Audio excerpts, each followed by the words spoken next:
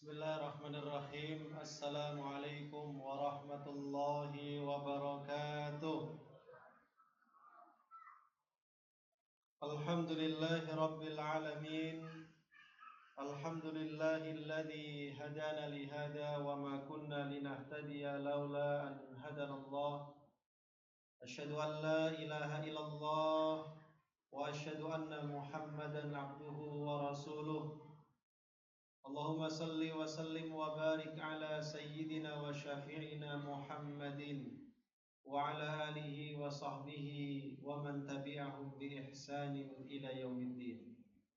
Amma ba'du, rabbi shrah li sadri wa yassir li amri wahlul 'uqdatam min lisani yafqahu qawli. Ya muqallibal qulub, tsabbit qulubana ala dinik. Ya musarrifal qulub, sarrif qulubana ala ta'atik. Bapak Ibu jamaah salat tarawih yang dimuliakan Allah Subhanahu wa taala, kita bersyukur kepada Allah yang telah melimpahkan kepada kita semua nikmat dan karunia baik yang zahir maupun yang batin.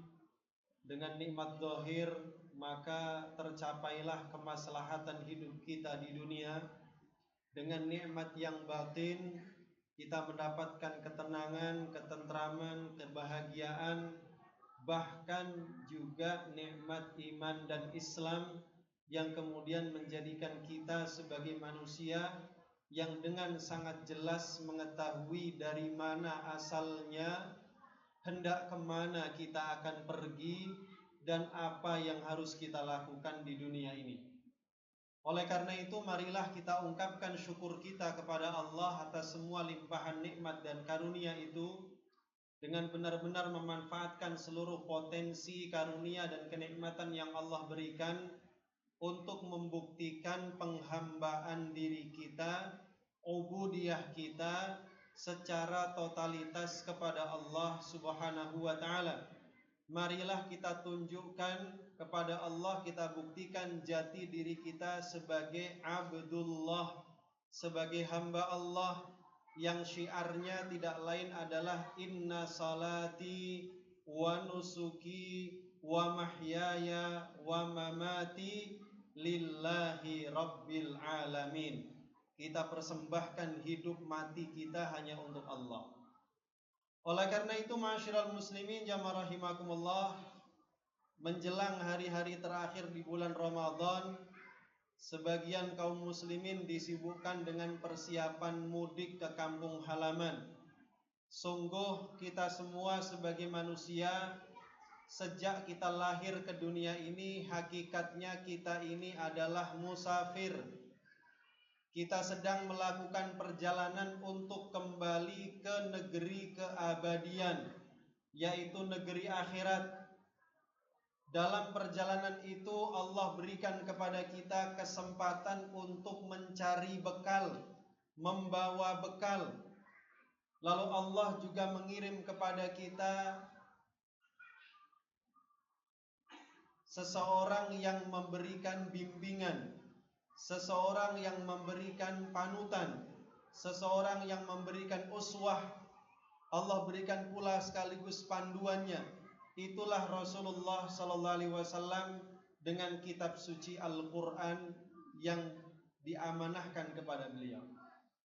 Meskipun kita ini jelas berada di atas siratal mustaqim, tapi kita perlu ingat bahwa Rasulullah sallallahu alaihi wasallam mengingatkan di sisi sebelah kanan dan kiri siratal mustaqim itu ada jalan-jalan yang menyesatkan.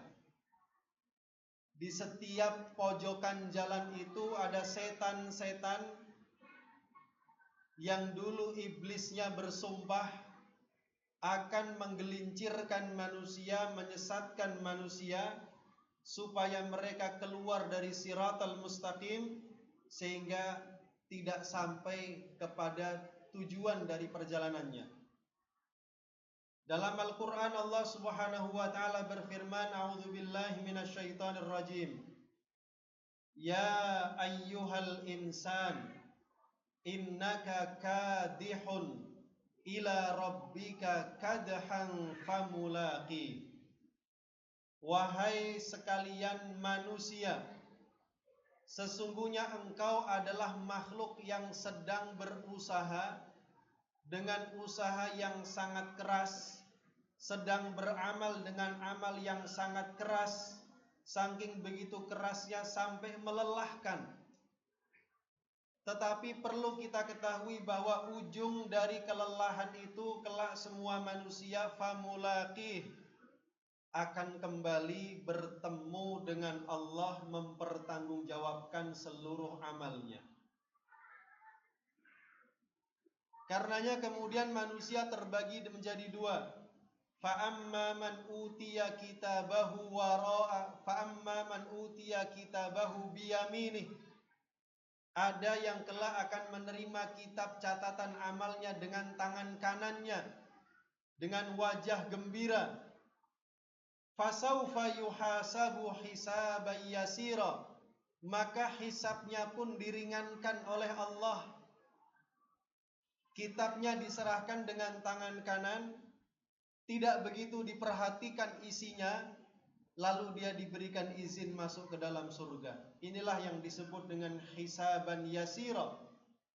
Karena Rasulullah sallallahu alaihi wasallam bersabda, seandainya manusia itu benar-benar dihisab oleh Allah dengan hisab yang sebenarnya, dia pasti akan celaka.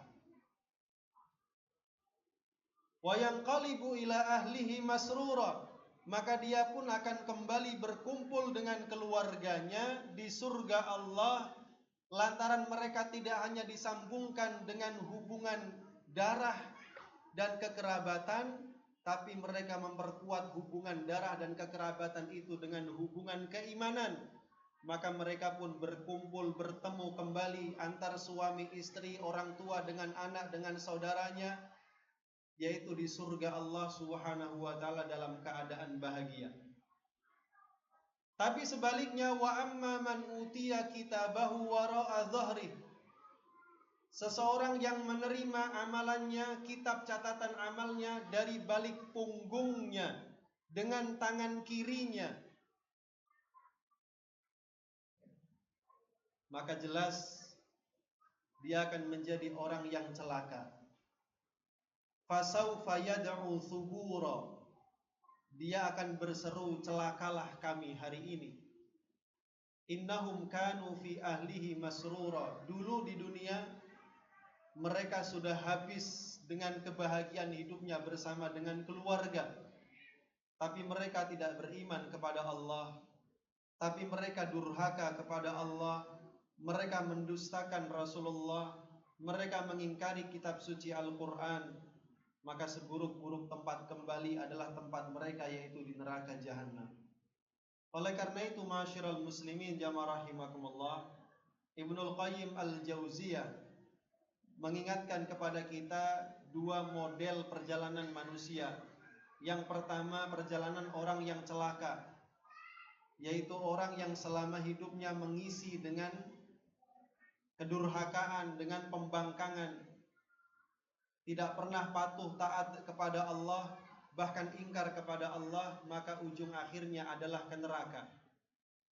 Model manusia kedua adalah manusia yang Allah karuniakan hidayah kepadanya, tapi manusia model kedua ini terbagi menjadi tiga model, Pak. Yang pertama, zalimun li nafsih. Meskipun dia mendapatkan hidayah, tapi orang ini lebih banyak maksiatnya daripada taatnya. Kadang-kadang dia kerjakan yang wajib, kadang-kadang dia tinggalkan. Kadang-kadang dia berhenti dari yang haram, tapi kadang-kadang pula dia langgar itu yang haram. Sehingga keburukannya lebih dominan daripada kebaikannya. Maka dia disebut zalimun li nafsih.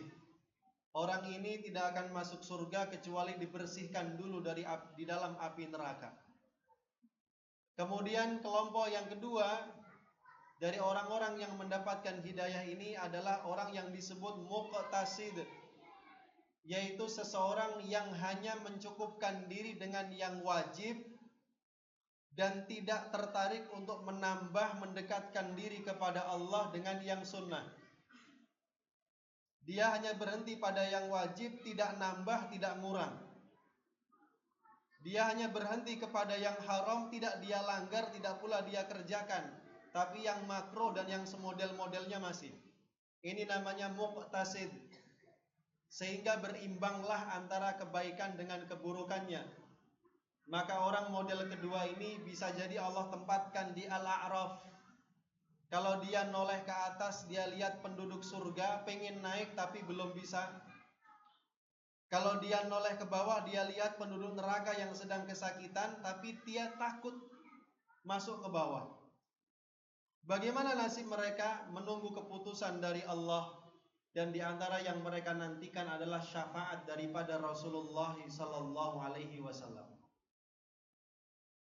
Sedangkan model manusia yang pertama dari golongan orang-orang yang mendapat hidayah disebut dengan sabiqum bil khairat, berlomba-lomba, bersegera dalam kebaikan dan ketaatan. Dia tidak lagi membedakan ini wajib, ini sunnah. Pokoknya selama diperintah Allah dia kerjakan. Yang wajib sudah pasti disempurnakan, dan dia bersemangat untuk terus mendekatkan diri kepada Allah dengan amalan-amalan yang sunnah. Yang haram sudah jelas dia tinggalkan, tapi dia sangat berhati-hati sehingga yang makruh pun dia jauhi, yang syubhat apalagi dia jauhi, bahkan dia meminimalisir yang mubah karena khawatir terjatuh pada yang haram. Inilah orang yang bertakwa yang sesungguhnya. Inilah orang yang senantiasa menghidupkan hari-harinya dengan ketaatan. Inilah orang yang setiap nafasnya adalah zikir. Inilah orang yang setiap waktunya adalah ibadah. Inilah orang yang setiap amalnya adalah amal saleh. Sabiqum bil khairat biidznillah. Oleh karena itu, ma'asyiral muslimin jamaah rahimakumullah, sama-sama kita sedang berjalan kembali menuju Allah, dan masa atau waktu kita melakukan perjalanan adalah sesuai dengan umur yang Allah berikan kepada kita, dan masing-masing kita tidak mengetahui kapan umur kita ini akan berakhir. Oleh karena itu, marilah kita berusaha dengan sungguh-sungguh. Apakah kita akan menempatkan diri kita pada golongan sabiqum bil khairat yang berlomba-lomba dalam kebaikan, ataukah pada orang kedua yang muqtasid, cukup yang wajib-wajib saja? Ataukah justru yang ketiga zalimun li nafsih, masih banyak lalai dan zalim pada diri sendiri? Semoga Allah Subhanahu wa taala memberikan taufik kepada kita semua untuk bisa mengisi waktu dan hari-hari dalam sisa hidup kita ini dengan ketaatan dan ibadah. Semoga Allah menerima amal ibadah dan amal soleh kita semua, dan mudah-mudahan kelak kita dikumpulkan kembali di surganya. Amin ya rabbal alamin. Wallahul muwaffiq ila aqwamit thoriq. Assalamualaikum warahmatullahi wabarakatuh.